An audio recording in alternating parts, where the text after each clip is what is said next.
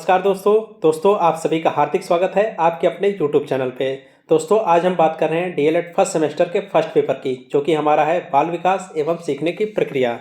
तो दोस्तों आज हम लोग बात कर रहे थे पवन सीरीज के अति लघु उत्तरीय प्रश्नों की, जो कि हमारा है पार्ट 3। पार्ट 1 और 2 की प्लेलिस्ट मैंने तैयार कर दी है। ऊपर आई बटन पर आप क्लिक करके वहाँ से पार्ट 1 और पार्ट 2 से दे सकते हैं। तो चलिए बिना किसी देरी के स्टार्ट करते हैं क्वेश्चन संख्या 1 से। क्वेश्चन संख्या 1, बालक में संवेगात्मक विकास के अंतर्गत विकासात्मक सिद्धांत का प्रतिपादन किसने किया? तो दोस्तों इस सिद्धांत का प्रतिपादन किसने किया था? पियाजे ने किया था। अगले क्वेश्चन की बात करते हैं। गिलफर्ड ने बुद्धि के त्रियाम सिद्धांत के अंतर्गत किन 3 विमाओं में मानसिक योग्यताओं को वर्गीकृत किया? तो दोस्तों विषय वस्तु, संक्रिया, उत्पाद आदि में वर्गित किया गया था। ठीक है। अगले क्वेश्चन की बात करते हैं। युंग ने सामाजिक अंतरक्रिया के आधार पर व्यक्तित्व को किन किन भागों में वर्गीकृत किया? तो दोस्तों व्यक्तित्व को 3 भागों में युंग ने वर्गीकृत किया था, अंतर्मुखी, बहिर्मुखी और उभयमुखी। अगले क्वेश्चन की बात करते हैं। वह मानसिक प्रक्रिया जिसमें संगठित और व्यवस्थित रूप से चिंतन किया जाता है क्या कहलाता है? तो दोस्तों वह क्या कहलाता है? वह मानसिक प्रक्रिया जिसमें संगठित और व्यवस्थित रूप से चिंतन किया जाता है क्या कहलाता है? तर्क कहलाता है। अगले क्वेश्चन की बात करते हैं। क्वेश्चन संख्या, स्मृति जो कि एक जटिल मनोशारीरिक योग्यता होती है, इसके अंतर्गत होने वाले 4 प्रक्रियाओं के नाम बताइए। तो दोस्तों कौन सी 4 प्रक्रियाएं हैं? सीखना, धारण, पुनः स्मरण और पहचान, ये 4 प्रक्रियाएं हैं। अगले क्वेश्चन की बात करते हैं। बालक की वह मनोस्थिति जिसके द्वारा वह विभिन्न परिस्थितियों में व्यक्तिगत तथा सामाजिक समायोजन करने में समर्थ होता है कहलाता है। तो दोस्तों वह क्या कहलाता है? वह मानसिक स्वास्थ्य कहलाता है। अगले क्वेश्चन की बात करते हैं। जब बालक किसी तथ्य या कार्य को दूसरे बालक के तथ्य या कार्य को देखकर उसके तरह सीखता है, तो वह सीखने की कौन सी विधि कहलाती है? तो दोस्तों वह अनुकरण विधि कहलाती है। ठीक है। मान लीजिए कोई अध्यापक पढ़ा रहा है, ठीक है, तो बच्चे उसका अनुकरण करके सीखते हैं। ठीक है। जो वो बोल रहा है वही बच्चे भी बोलते हैं, तो वो कौन सी कहलाती है? अनुकरण विधि कहलाती है। अगले क्वेश्चन की बात करते हैं। अन्य बातों के समान होने पर कोई बालक कई बार अभ्यास करते करते कोई चीज़ सीख ले, तो सीखने की यह विधि थॉर्नडाइक के किस विधि के अंतर्गत आती है? तो दोस्तों थॉर्नडाइक ने इस विधि को क्या बोला था? अभ्यास एवं त्रुटि की विधि। ठीक है। अगले क्वेश्चन की बात करते हैं। जब एक कुत्ते के सामने पहली घंटी बजाई जाती है, फिर उसके सामने भोजन का टुकड़ा दिया जाता है और कुत्ता लार स्राव करता है, यह प्रक्रिया कई बार होने के बाद प्रयोगकर्ता द्वारा घंटी बजाने कि बिना भोजन दिए कोई घंटी बजा रहा है, कुत्ते द्वारा स्राव करना किसके और कौन से सिद्धांत के अंतर्गत आता है? तो दोस्तों किसके अंतर्गत आता है? ये संबंध प्रतिक्रिया सिद्धांत के अंतर्गत आता है। ठीक है। अगले क्वेश्चन की बात करते हैं दोस्तों। बालक में पाए जाने वाले जन्मजात अभिप्रेरकों के नाम बताइए। तो दोस्तों जन्मजात अभिप्रेरक कौन कौन से होते हैं? भय, क्रोध, स्नेह इत्यादि। अगले क्वेश्चन की बात करते हैं। वह प्रवृत्ति जो बालक में होने पर किसी व्यक्ति, वस्तु या प्रतिक्रिया के प्रति ध्यान केंद्रित करता है और उससे उसका लगाव हो जाता है क्या कहलाता है? तो दोस्तों वह क्या कहलाता है? वह रुचि कहलाता है। अगले क्वेश्चन की बात करते हैं। अवर्गीकृत प्रदत्त के अंतर्गत विषम संख्या होने पर माध्यिका ज्ञात करने का सूत्र क्या होता है? तो दोस्तों माध्यिका ज्ञात करने का सूत्र क्या होता है? अगर कोई विषम संख्या है तो दोस्तों माध्यिका होती है n+1/2 वे पद का आकार। n क्या होता है? पदों की संख्या। ठीक है। अगले क्वेश्चन की बात करते हैं दोस्तों। मानसिक आयु बटे वास्तविक आयु गुणे 100 सूत्र से किसका मापन किया जाता है? तो दोस्तों इस सूत्र से मापन किया जाता है बुद्धि लब्धि का। ठीक है। किसी चीज़ का IQ निकालते हैं, बालक या बालिका का। अगले क्वेश्चन की बात करते हैं। वह मानवीय योग्यता जिसके द्वारा व्यक्ति किसी नवीन रचना या विचार को प्रस्तुत करता है क्या कहलाता है? तो दोस्तों यह योग्यता क्या कहलाती है? सृजनात्मकता कहलाती है। ठीक है। अगले क्वेश्चन की बात करते हैं। शारीरिक रचना, बुद्धि, रुचि, व्यक्तित्व आदि गुणों में एक व्यक्ति का दूसरे व्यक्ति से भिन्न होना क्या कहलाता है? तो दोस्तों यह कहलाता है व्यक्तिगत भिन्नता। अगले क्वेश्चन की बात करते हैं।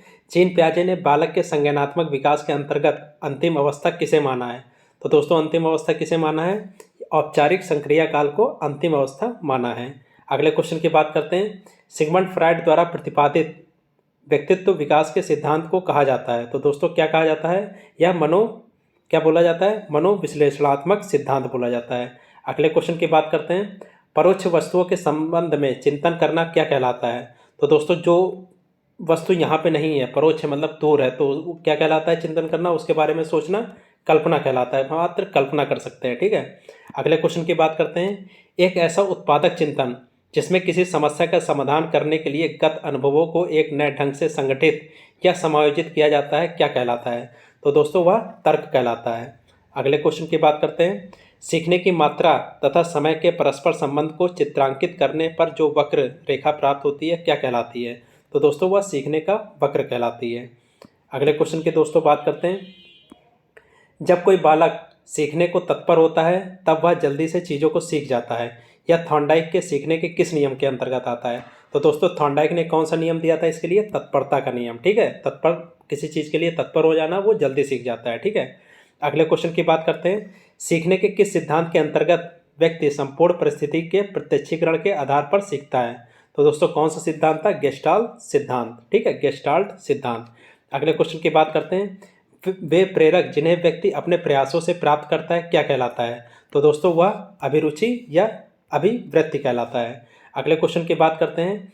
अधिगम, धारणा, पुनः स्मरण तथा पहचान आदि प्रतिक्रियाएं किसके अंतर्गत आती हैं? तो दोस्तों यह स्मृति के अंतर्गत आती हैं। अगले क्वेश्चन की बात करते हैं। अशिक्षित व्यक्ति या फिर कोई बालक की बुद्धि का मापन किस परीक्षण से किया जाता है?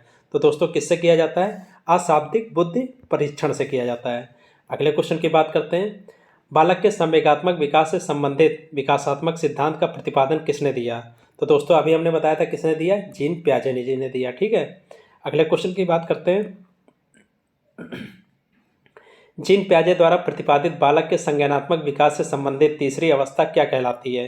तो दोस्तों इसको क्या कहते हैं? मूर्त संक्रिया काल कहते हैं। ठीक है, अगले क्वेश्चन की बात करते हैं। क्रंदन, बलबलाना, हाव भाव, शब्द भंडार तथा वाक्य निर्माण किसकी विकास की अवस्थाएं होती हैं? तो दोस्तों यह सहसावस्था या भाषा विकास की अवस्थाएं होती हैं। अगले क्वेश्चन की बात करते हैं। व्यक्तित्व का वह प्रकार किसके अंतर्गत व्यक्ति दूसरे लोगों, समाज के अन्य लोगों के प्रति प्रगति के लिए सोचकर कार्य करता है, क्या कहलाता है?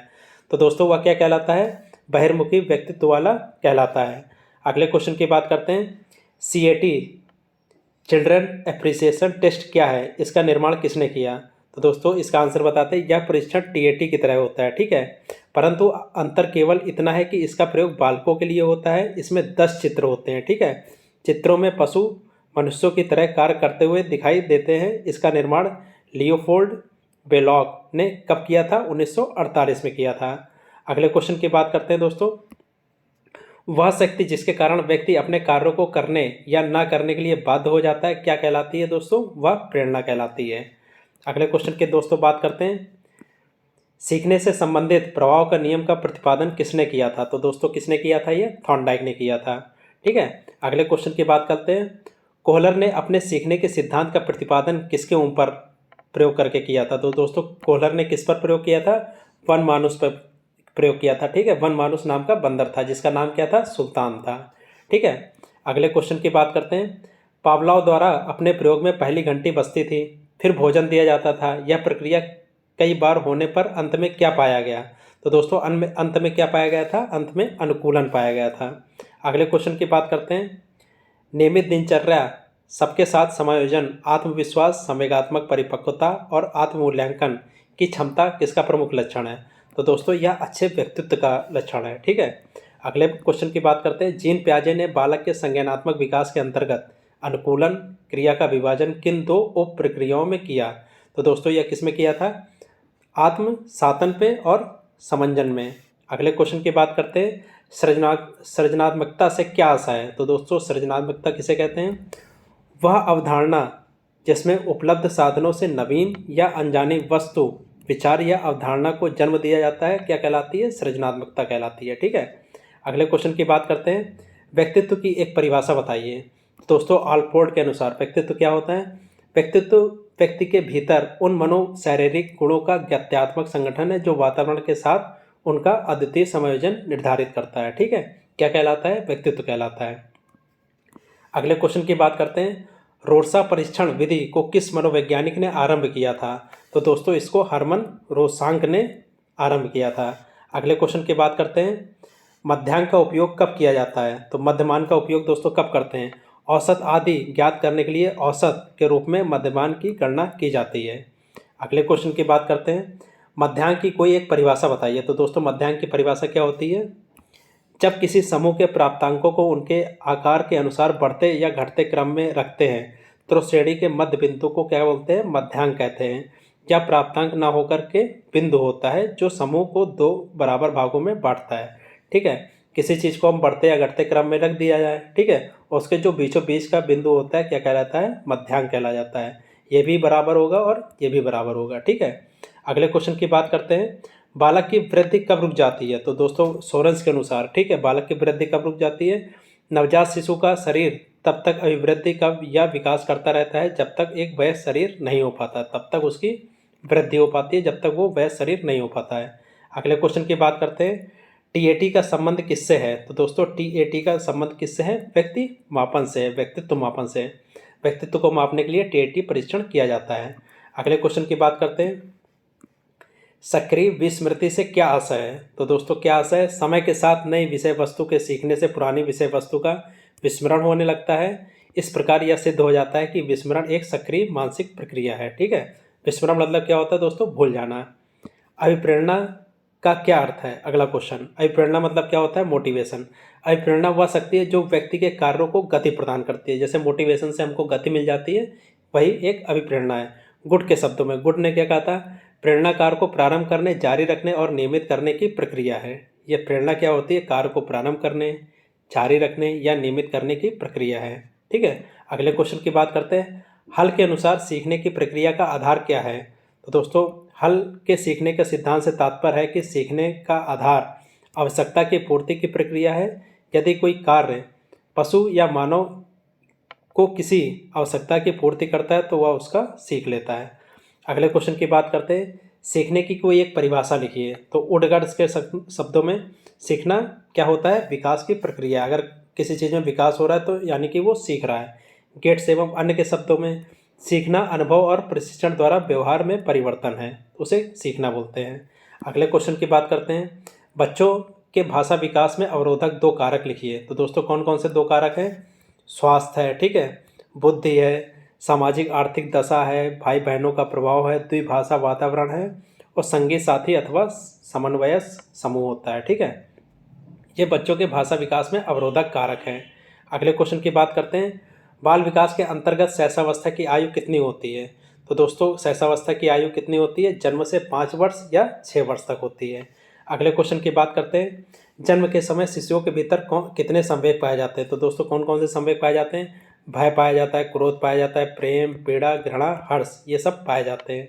अगले क्वेश्चन की बात करते हैं। बुद्धि को बहुकारक सिद्धांत का प्रतिपादन किसने किया था? तो दोस्तों किसने किया था बुद्धि के बहुकारक सिद्धांत का? कैली एवं थॉम्पसन ने। अगले क्वेश्चन की बात करते हैं। अंतर्मुखी व्यक्तित्व से क्या तात्पर्य है? तो दोस्तों अंतर्मुखी व्यक्तित्व क्या होता है? इस प्रकार का व्यक्तित्व उन व्यक्तियों का होता है जिसका स्वभाव, आदतें, गुण बाह्य रूप से प्रकट नहीं करते हैं। ये आत्म केंद्रित होते हैं और सदा अपने ही में खोए रहते हैं। अगले क्वेश्चन की बात करते हैं। सामान्य बौद्धिक स्तर के बालक की बुद्धि लब्धि कितनी होती है? तो दोस्तों कितनी होती है? 90 से 109 तक होती है। किसने कहा था? ये टर्मन ने कहा था। अगले क्वेश्चन की बात करते हैं। बुद्धि परीक्षण के लिए प्रयुक्त होने वाले टीएटी परीक्षण का निर्माण किसने किया था? तो दोस्तों यह किसने किया था? यह मॉर्गन एवं मुरे ने 1935 में